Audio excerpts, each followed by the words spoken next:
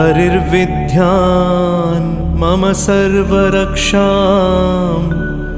न्यस्ताङ्घ्रिपद्मः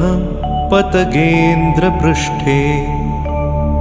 दरारिचर्मासिगदेषु चाप पाशान् दधानोऽष्टगुणोऽष्टबाहु जलेषु मा रक्षतो मत्स्यमूर्तिर्यादो गणेभ्यो